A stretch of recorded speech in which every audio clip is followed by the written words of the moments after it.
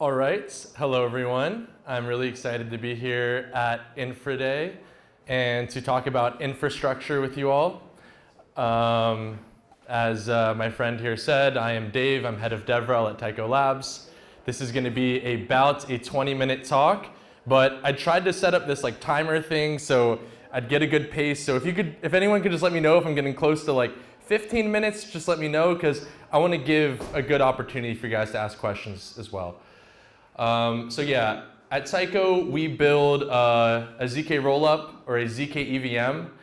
I really want this talk to be beginner friendly so that it can give you guys something to learn and think about. So just by like some show of hands, like does anyone here feel like a complete beginner to like how Ethereum works or like how clients run and things like that, or not really? Okay. No total beginners. Does anyone not know what a ZK-Rollup is? Okay, everyone knows what a ZK-Rollup is. And does anyone not very familiar with PBS? Okay, cool. Seems like PBS is the one that is a little bit more complex. So yeah, let's talk about what we've been learning at Taiko. So a quick introduction to Taiko is, actually, first I'll go through these topics of discussion.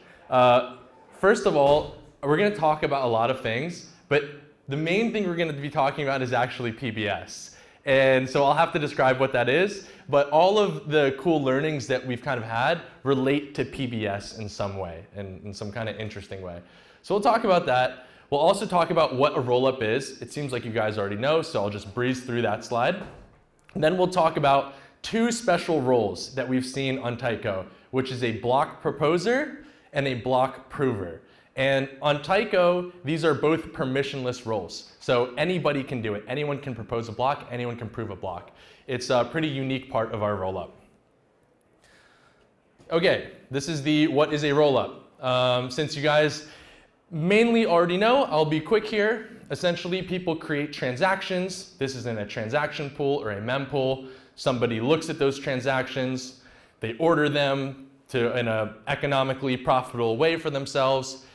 They publish these transactions onto a data availability layer, and then clients can download the data that was published and create the rollup. So it's a separate chain from Ethereum. And then we have this data which is posted on Ethereum.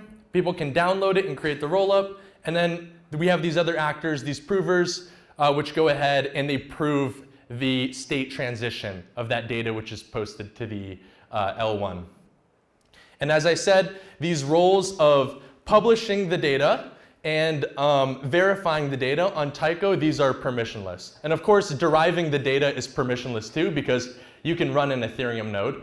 There's no issues doing that. And you can derive the rollup. You can build the whole rollup yourself. So everything here is fully permissionless.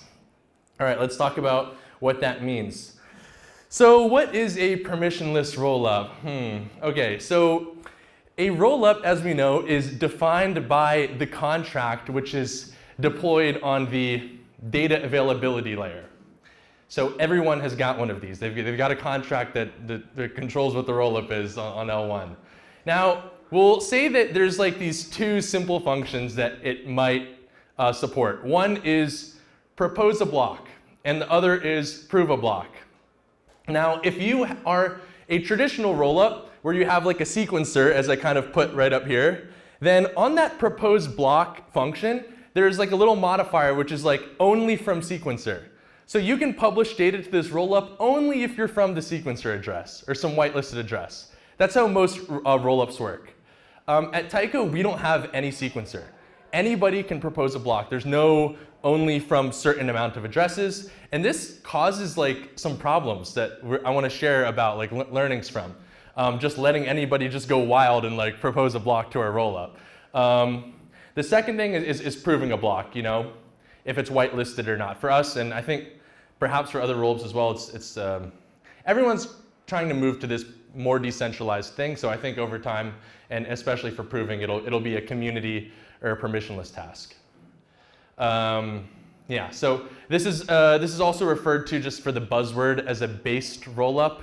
If you ever like look around online pages and stuff. Yeah, it's a based rollup or an L1 sequenced rollup. Okay, so what does this mean? Okay, we wanted to talk about PBS, right? This is the acronym which people are not too familiar with, so I'll do my best to explain it simply. When you run an Ethereum client on L1, you are sometimes, if you're a validator, you've put up 32 ETH or whatever, you sometimes get this extra responsibility, which is that you have to propose a block. So it's just your job sometimes to do that.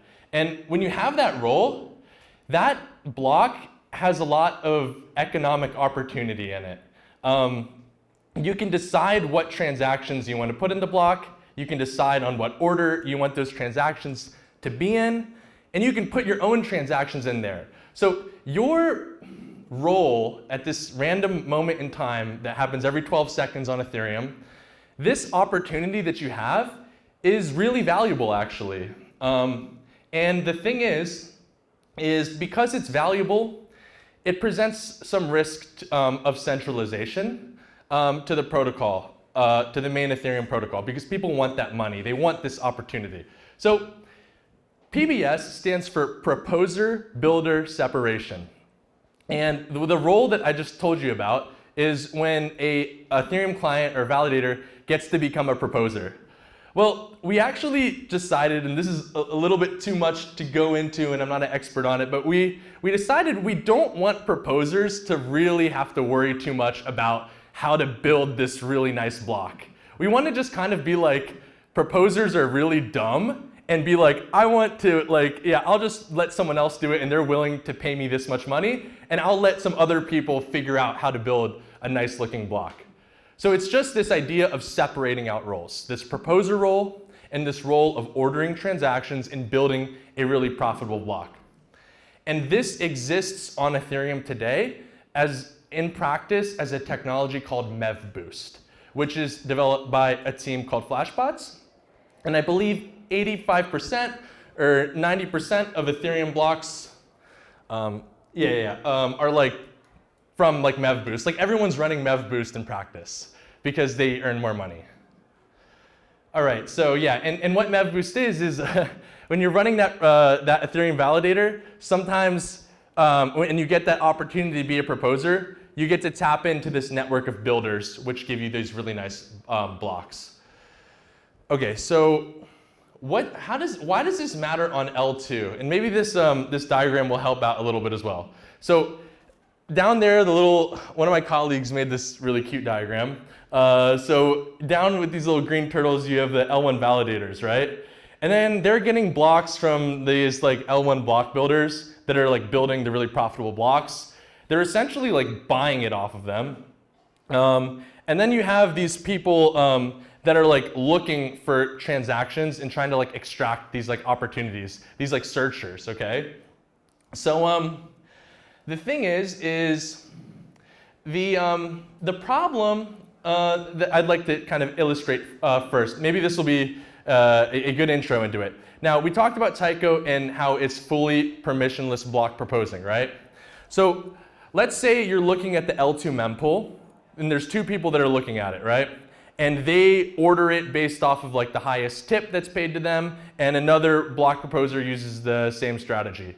Now, both of these people will propose the exact same block on the L1, so our protocol will just skip over those like duplicate transactions and signatures and only reward the first one. So basically, it's permissionless, but a lot of people won't really be making money. Like that second person who proposes the duplicate block, they're just gonna pay the L1 transaction fee to propose their block permissionlessly, but lose money because they won't earn L2 transaction fees for the block that they proposed. So we need to solve this issue somehow.